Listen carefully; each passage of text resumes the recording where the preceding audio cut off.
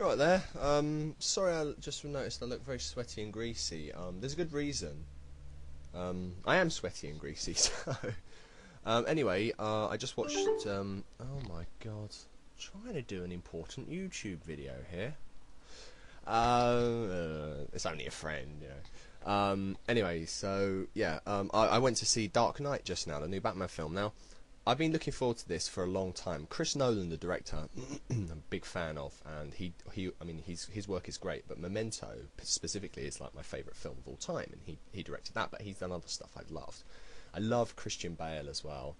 The Machinist, Equilibrium, you know, Batman Begins, fantastic. I mean, I really have big respect for that guy as an actor, actually.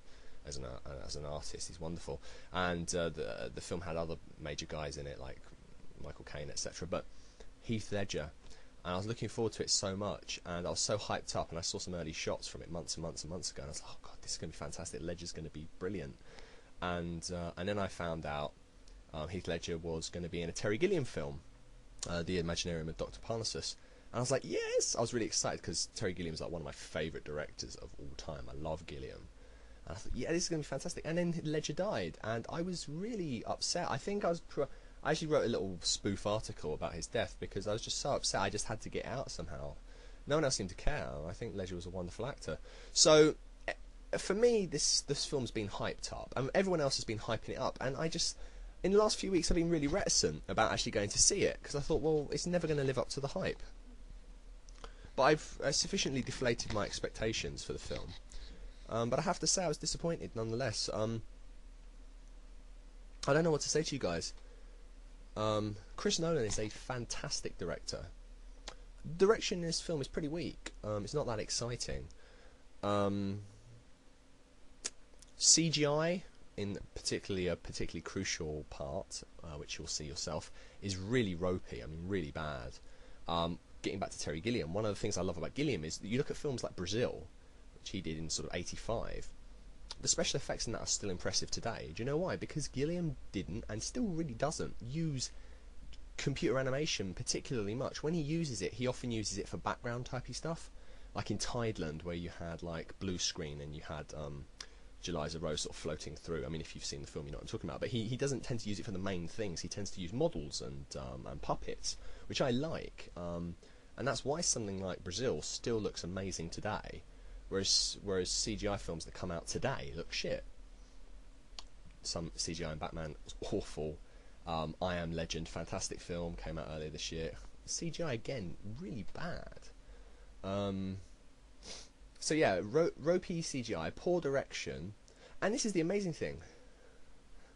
Christian Bale, Michael Caine, Morgan Freeman gave really fairly mediocre performances. The performances weren't bad, but the performances weren't good. They were really lackluster, really lacking in vigour. Aaron Eckhart, who's off Thank You for Smoking, gave a pretty good turn. However, he did give a pretty good turn. Maggie Gyllenhaal really pretty much ruined the whole film for me. I mean, she was a squawking, irritating little cow. Almost as irritating as Keira Knightley usually is. I mean, really, really got on my nerves. But here's the thing, right?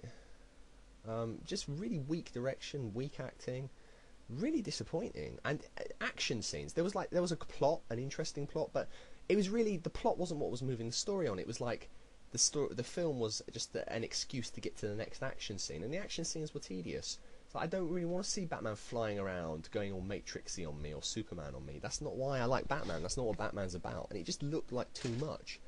And as is often the case in these films, the action scenes just aren't that exciting. It's just boring. Oh, look, there's a car flipping over or whatever. I mean, who cares? I mean, who cares, right? I mean, it's just tedious. Heath Ledger, there's so much hype. I mean, what can I say about his performance? Unbelievably good. You might be pleased to know. I don't want to hype it because it's been hyped enough, but wow, pretty. I mean, really good, fantastic performance. One of his best performances. It just brought. I was sad when he died, but I'm really sad now. It's like, man, this guy. I know awesome is a word that's flung around a lot, particularly in America, but he was an awesome talent. I mean, he was an awesome talent, and he would have. It's like any artist who dies young. You just think, God, they've achieved so much, but what could they have achieved if they lived longer? Oh my God, you know, what would the limit have been? This guy was amazing. He hadn't even peaked. I don't think his powers had even reached their height when he died. Amazing actor, and the Joker, his Joker, he's created this amazingly rich, layered character. It's fantastic to watch. He really is. He's fantastic. You know, it's a great performance. But this is the problem with the film. Every single moment that Heath Ledger wasn't on the screen, it was just tedious. Everything else was tedious. It was tedious acting, tedious direction, tedious story. It was just generally dull. And you would just... it's got Gary Oldman in it as well, who put in, again, another excellent actor who put in a pretty mediocre performance. Although probably a bit better than Christian Bale's performance. But anyway, every second Ledger wasn't on the screen, you wanted Ledger to come on the screen, because the film was just plodding until Ledger came on, and then it came alive. It was kind of embarrassing. It was almost like two films. It's when Ledger was on the screen, it was this most amazing classic film you've ever seen. I mean, just this genius. Unbelievable. Unbelievably good. And then the rest of the time it was like, okay, this is just the waste of my time. This is tedious. So what I would say to you guys is, if you're wowed by cars flipping over, go see this film. You're an idiot. You'll probably like it. Okay, I mean, I like action as much as the next guy, but seriously, action for the sake of it is not good. Just like I love slapstick, but if someone walks into a tree, it's not necessarily funny. If someone farts, it's not necessarily funny. That's not all there is to good slapstick, you know. But anyway, so yeah, if you're wowed by that kind of thing, great, go watch it. If you actually like your films and care about the art of films, particularly if you're a fan of any of those actors I mentioned, or the director, Chris Nolan, you're going to be disappointed.